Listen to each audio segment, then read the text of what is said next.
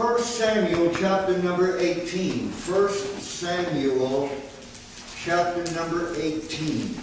Last week I did something else. The week before that we did chapter 17, which was David slaying Goliath. And the victory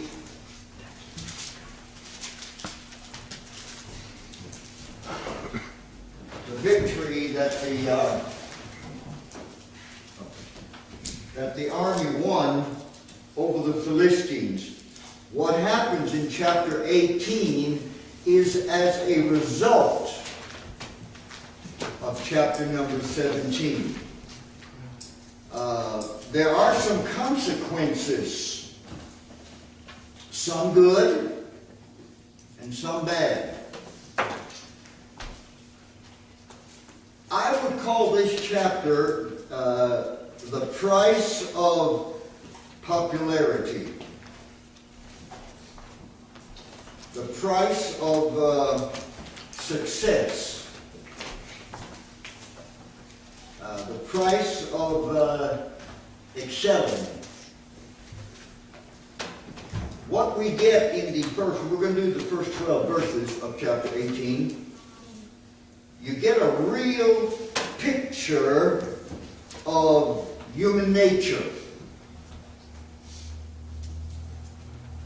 And you get a picture of the behavior of the ungodly, and you get a picture of the behavior of the godly.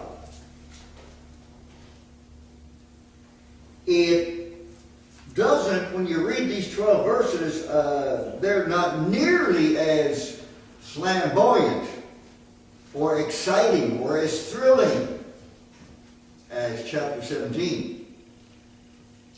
Or even chapter 16, the chapter where David got anointed. Just reading it would sound rather mundane, but the truth of the matter is, it's in a picture of human nature, and I made a list of 8 specific things that I want to point out to you. I think a lot of us, or some of us, or most of us, maybe even all of us, sometimes we go through unnecessary disappointments with people because we have not taken adequate heed to what the Bible has to teach about human nature. Wouldn't that be true? Sometimes we get blinded. Something comes at us from the side, and we say, man, why did they do that to me? I never thought they could do that.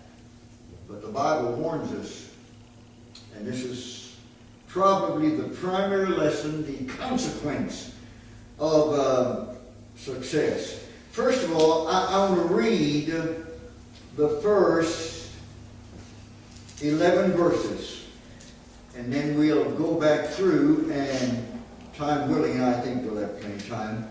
I want to make 8 applications about human nature. And remember, at this point, David is a very young man, just starting out. Pretty much his whole life has been in the back 40 in the pasture tending sheep. And probably no more gullible young man ever entered into the service of the government than David at this point in his life. And it came to pass, when he had made an end of speaking unto Saul, that the soul of Jonathan was knit with the soul of David, and Jonathan loved him as his own soul. Now Jonathan was Saul's son, heir apparent to the throne. And Saul took him, that is David, that day, and would let him go no more home to his father's house. There was quite a variance of opinion as to why Saul did that. Some said he was getting so popular with the people that Saul wanted to keep this upstart close where he could control them. I like Matthew Henry's interpretation much better, where the Lord was guiding this young man where he needed to be to learn what he needed to learn for the duties that would face him someday. Then Jonathan and David made a covenant because he loved him as his own soul. There is nothing negative or immoral about this relationship. You know, it's really almost gotten to the point where when I was a young man, and some of you all that are near or close to my age, nobody thought a thing about it if a man had a close man friend. There was nothing evil or negative about it. How many ladies had a good, close, buddy lady friend, and nobody thought anything about it? If you do that today, you better be very careful, because you're immediately put under suspicion. Definitely by the unbelieving world, and maybe sometimes even by believers. Sad how some good things have fallen by the wayside that really should not have fallen by the wayside. This was purely a friendship, a godly relationship, even though there's some real question whether Jonathan was ever saved. And I'll get back to that in just a minute. But there was nothing of what we hear so much about today about that relationship. And Jonathan stripped himself of the robe that was upon him and gave it to David and his garments, even to his sword and to his bow and to his girdle. This was how, in those days, one high government official passed his authority and position to another high government official. There was a transfer of the guards and the armor that was just listed. What this is Jonathan accepting that God had picked David to be the next king, and not he, Jonathan. Now, there should not be given any credit to Jonathan for that, other than he submitted to God's will. It was God. Jonathan should have been jealous, angry, mad, despiteful, tried to kill him. Instead, he submitted. The hand of all men saved and lost are in the hand of God. Amen. And David went out whithersoever Saul sent him, and he behaved himself wisely. And Saul set him over the men of war, and he was accepted in the sight of all the people, and also in the sight of Saul's servants. First of all, David being set over the men of war. There's pretty good consensus. This would not be the general over all of the army, not at this point, but over the bodyguard, over the king's bodyguards, which would be a very sizable contingent, estimated about 3,000. I have often wondered, I do not know, how many men guard our president. But it's hundreds, I do know that. It's a large contingent. Saul set him over the men of war, and he was accepted in the sight of all the people, and also in the sight of Saul's servants. And it came to pass, as they came, when David was returned from the slaughter of the Philistines, that the women came out of all cities of Israel, singing and dancing to meet King Saul, with trumpets, with joy, with instruments and music. And the women answered one another as they played, and said, Saul hath slain his thousands, and David his 10,000s. Bad mistake. Bad mistake. I'll get back to that. And Saul was very wroth, and the saying displeased him.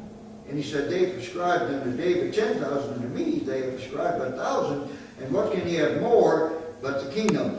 I would agree with some of the references that I checked on that, what can he have more but the kingdom? I think this is probably the point where it dawns on Saul who the man is that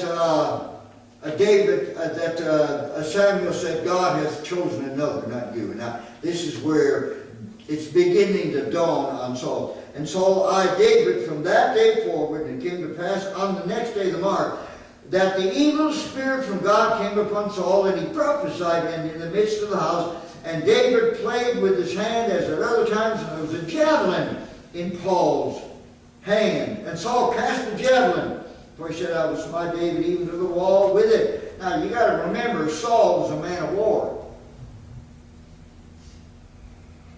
Very unlikely that he casting the javelin would have missed. But safety is of the Lord. And David avoided out of his presence twice, because it happened twice. Now, let's look at just some practical, really important lessons to help us in our relationship with others. Okay? So, first of all, verse 1, 3, and 4 again. And came to pass, when he had made an end of speaking unto Saul, that the soul of Jonathan was knit with the soul of David, and Jonathan loved him as his own soul. Then Jonathan and David made a covenant, because he loved him as his own soul. And Jonathan stripped himself of the robe that was upon him, and gave it to David, and his garments, even to the sword and bow, and to the girdle. Here you have, now, early in the relationship, it looks like Jonathan may have been a Christian. But the later into the relationship, especially the last year of Jonathan's life, there's everything to the contrary that Jonathan was a born-again Christian. Probably a good man with a good heart. But really, and there's a little controversy here, but really, there's nothing that you could really pinpoint to say that Jonathan was a Christian. So here's a lost man befriending a Christian. The lesson is obviously God causing the heart of lost people to befriend believers, to help us in our hour of need and in our hour of trouble. And the credit of Jonathan has to go to God. When Elijah was hungry, God used ravens. Joseph found favor with the guard in the prison. The Egyptians found favor in the eyes of the Israelites in the eve before they were going to leave the next day, and just loaded them down with gold and silver and jewelry. Ahasuerus, the king, was touched by God to pick Esther to be the queen for a future deliverance of the Jewish people. And it's God who orchestrates even in the lives of lost people to sometimes protect us. You see, Jonathan was in the court. He was next to the king. The king now determined to kill David, and a number of times God used Jonathan to warn David that his dad was about to kill him. And folks, God orchestrated. I said this a couple of weeks ago. If you've got lost people who like you, that's a gift from God. It's a gift from God. So we need to be perceptive about our relationships. Then verse number 2. Saul took him that day and would let him go no more home to his father's house. Here's a lost man taking in a saved man, because it was God's plan for David to begin to spend more time in the court to learn what to do when he got to be king. Remember, up to this time, David was in and out. He would go play when the king needed it, and then he'd go home to the sheep. But now Saul is going to take David in permanently. Well, that was the plan of God. God was working in this young man's life for what this young man was going to have to do later in life.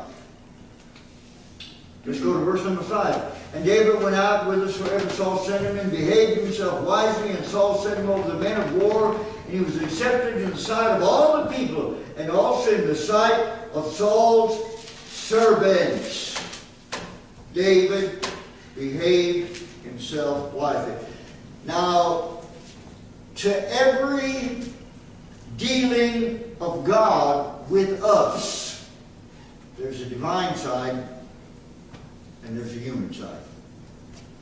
There is the secret working of God, and then there is human responsibility. For example, God is the one who called me to preach, but I have had to study hard my whole life. God, everybody would agree, placed me and Pat in this church. But folks, we've had to work hard, and we're still working hard to try to build a good church. That's the way it was in the life of David. God was orchestrating where he was going to be, who he was going to be with, his surroundings. But David's part was David behaved himself wisely. Ecclesiastes 9:10, whatsoever thy hand findeth to do, do with all thy might. God set him over the men of war, because David didn't know it at this point, Saul didn't know it at this point, but most of David's adult life, he would be at war and have to be a soldier king. Sometimes we go through very distasteful things. I know I have. Some very distasteful things. Some very hard things. Some bitter lessons. Some real emotional scars. But now, in my old age, I can look back over and see every bit of that, the good, the bad, and the ugly. God was in control. And everything, the good, the bad, and the ugly, helps me to be what God wants me to be today. Amen. And I think young people especially need to remember that. Amen? And young men especially need to remember that. All right, let's look at verse number 6 and 7. And it came to pass as they knew that David was returned from the slaughter of the Philistine. Notice singular. We're talking about a follow-up to chapter 17.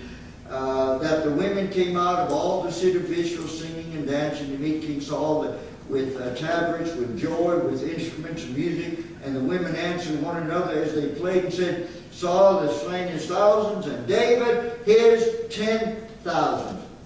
Well, several things here that sounds good, but it's not. First of all, these are worldly women. These were women of the world. Remember by now, Israel was in a major state of decline. They had rejected God. They had rejected God's prophets. They had abandoned the houses of worship. There was very little of the Word of God to be had. And these women, instead of giving God the glory, gave the glory to men. This was worldly women giving worldly advice. By the way, please don't get mad at me. I am amazed today at the following that the lady that is running for president, the following of the women that she has raised. Do they think it is the most wonderful thing that's happening in America? I can't help but think of the verse in the Bible, woe be to the nation when women rule. By the way, so that you don't misunderstand me, you women are just as smart as men, if not smarter. You got just as much sense as the guys, if not more. As a matter of fact, women have a sense that we guys don't have. We're like we put on our combat boots and just storm through. And it's usually my wife that has to say, wait a minute, let me warn you about something. And you know, every time I've disobeyed, my found out later she was right, which she was more than happy to remind me of. But she's also kept me out of many a quagmire because I listened to her. Women are smart. I'm not putting down women. But God ordained the men to lead a nation. And God ordained the men to lead the home. And God ordained the men to lead the church. Don't shoot the messenger, folks. I'm just a messenger. If Mrs. Clinton makes it to the presidency, as it looks like she might, it's not going to be a blessing from God. It'll be a judgment from God on our nation. Because God can't lie, and God can't go against His own word. Okay? Okay. Worldly women, instead of giving God the glory, they were glorifying men. They were giving the honor to men, not to God. You know, there's a verse in Isaiah 2:22, cease ye from man. You know that our nation is infected with hero worship. Are you aware of that? We worship sport figures. We worship movie stars. We worship singers. In a lot of churches, preachers are treated like God instead of servants.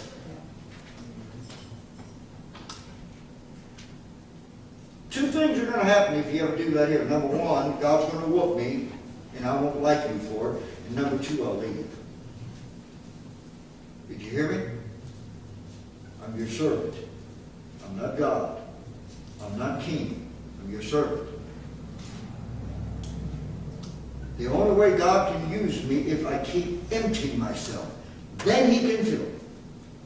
And as long as we give God the glory, God will keep blessing you. When we ever take the glory off of God and split it amongst us, we're in trouble. That's right.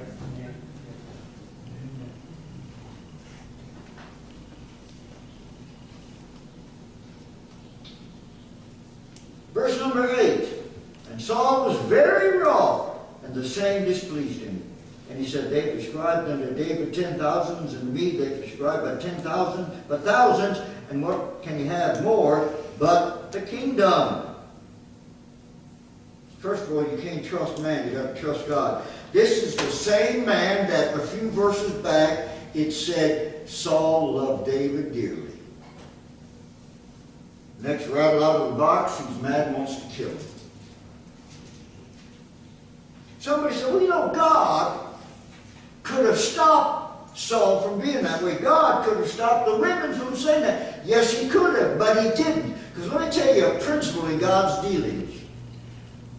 With success, usually trouble, some kind of trouble will follow on the heels of some kind of success, and that's God's design. Because if we had nothing but success, we wouldn't be fit to kill. Our head would be so high and big, it'd be in the clouds. And so usually, with some success, and I'm talking about within the confines of the church, within the confines of the Christian life, God will send somebody to be a burr under our saddle to keep us humble.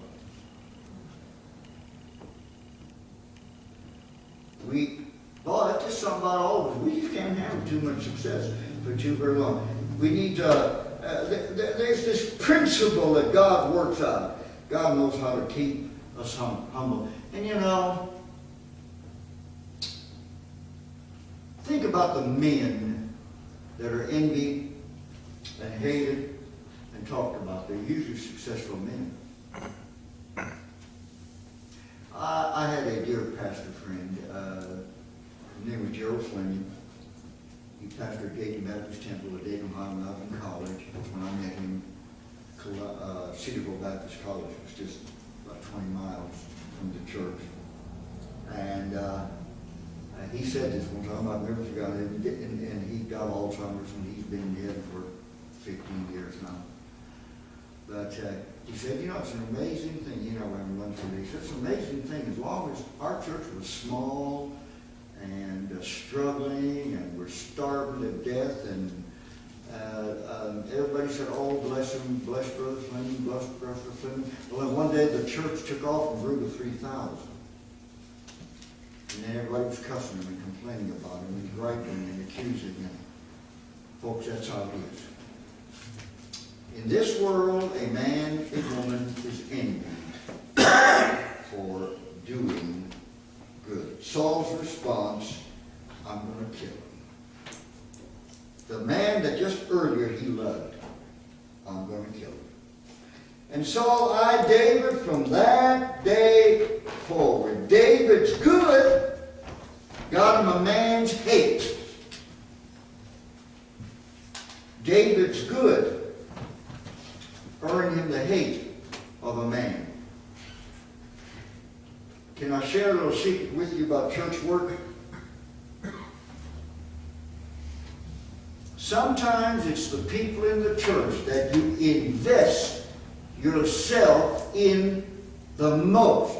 I mean, they need you more, they call on you more, you help them more, you counsel them more. When an issue arises, they'll be the first to turn on you. I've had it happen, and had it happen, and had it happen. It's human nature. We need to learn to keep our eyes on the Lord. You see, only God can say, I change not. Remember that. Only God can say, I change not. Verse 10. And it came to pass on the morrow that the evil spirit from God came upon Saul, and he prophesied in the midst of the house, and David played with his hand as at other times, and there was a javelin in Saul's hand. First of all, I want you to see what it says. Evil spirit from God. Satan has his demons, but God controls how far they can go. Remember that. Satan can only do what God lets him. Satan's demons can only do what God lets him. I want you to notice something then. Saul prophesied.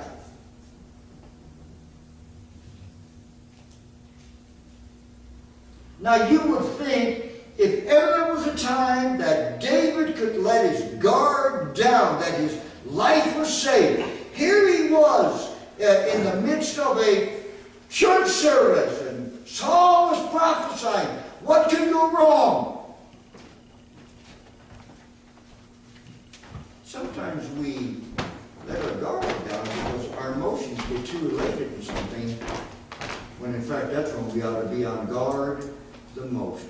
When things are going the best, we do not need to let our guard down. That's when we need to be extra special on guard. Besides, God said in 1 John 4:1, try the spirits whether they are of God or not. That means there are men and women in ministry, some of them doing a great work, who are not God's servants at all.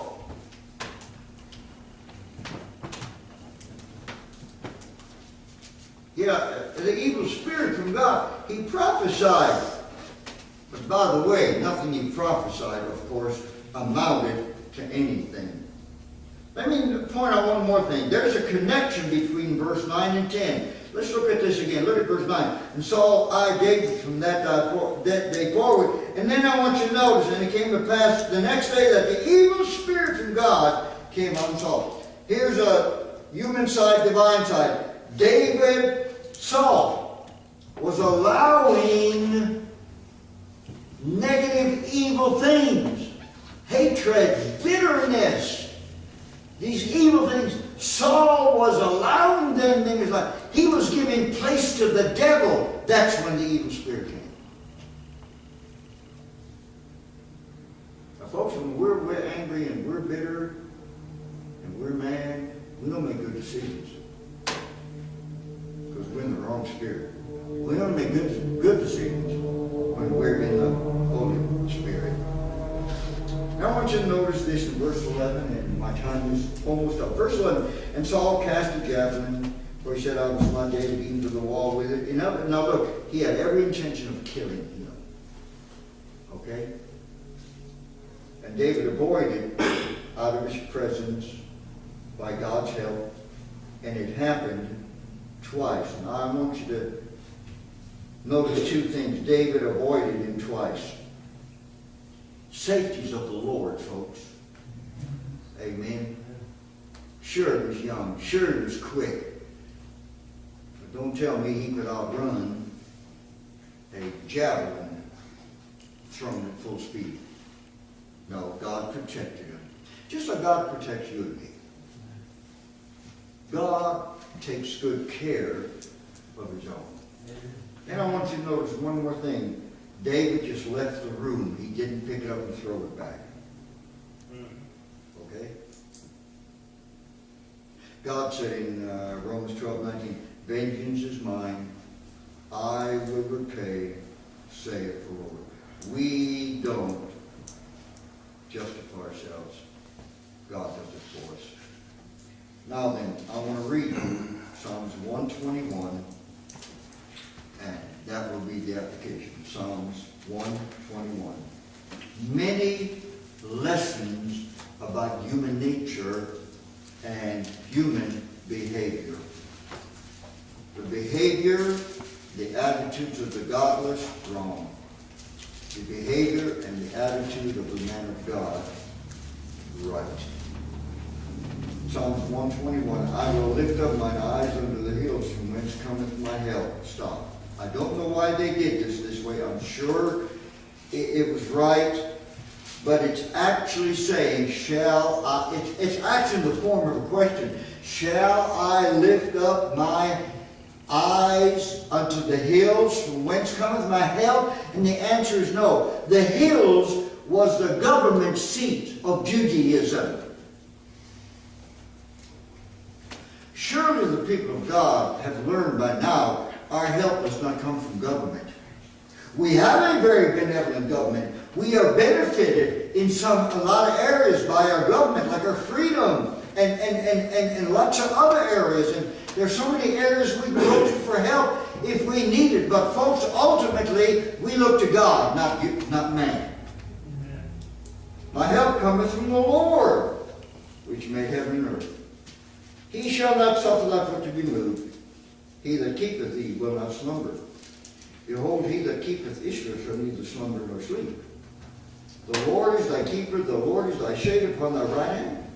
The sun shall not smite thee by day, nor the moon by night. The Lord shall preserve thee from all evil. He shall preserve thy soul. The Lord shall preserve thy going out and thy coming in from this time forth and even forevermore. You know what? I think David wrote that. And he sure wrote it out of experience. Did you know there were more attempts on David's life than every other servant of the Lord in the Old Testament put together? He was more under satanic attack than any other Old Testament character because he's a type of Christ. So as we leave this place and we watch the news and we see all this stuff, folks, don't trust man, trust God. Keep your eye on the Lord. These times will pass. And we already know from the end of this book how ultimately it's all going to work out. Amen?